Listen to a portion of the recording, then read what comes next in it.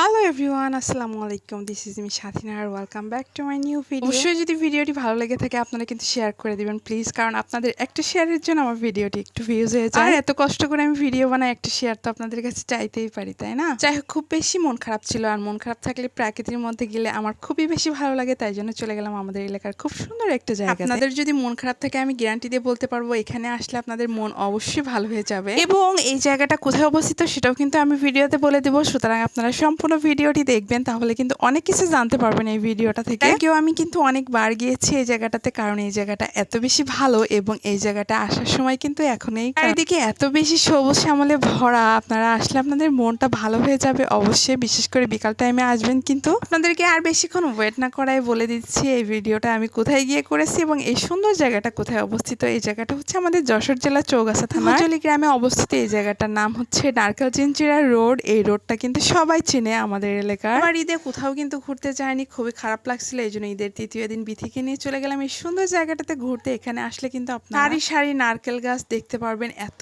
সুন্দর জায়গাটা, রাস্তাটা খুবই সুন্দর, দেখেন আপনারা দেখতেই পারতেছেন। এখানে আসলে মনটা কিন্তু অনেক ফুরফুরে হয়ে যায়, চারিদিকে এত সুন্দর বাতাস বয়। বিথিকে তো আমি অনেক বেশি বলতেছিলাম যে বিথি দেখ না জায়গাটা কত বেশি সুন্দর, আর চারিদিকে এত সুন্দর সবুজ, চোখটা যেন একদম জুড়ে যাচ্ছিল। এবং আপনারা কিন্তু অনেকে চিনেন এই সুন্দর জায়গাটা, কে কে চিনেন এবং কে কে আসছেন কিন্তু কমেন্টে জানাই দিবেন আমাকে, তাহলে আমি বুঝতে পারবো আপনারা কে কে আসছেন এখানে। আর যারা আসেননি এখানে অবশ্যই কিন্তু ঘুরতে চলে আসবেন কালকে, কারণ এই জায়গাটাতে আসলে আপনাদের কি সৌন্দর্য লাগবে আমি আপনাদেরকে জাস্ট বলে বুঝাইতে পারবো না।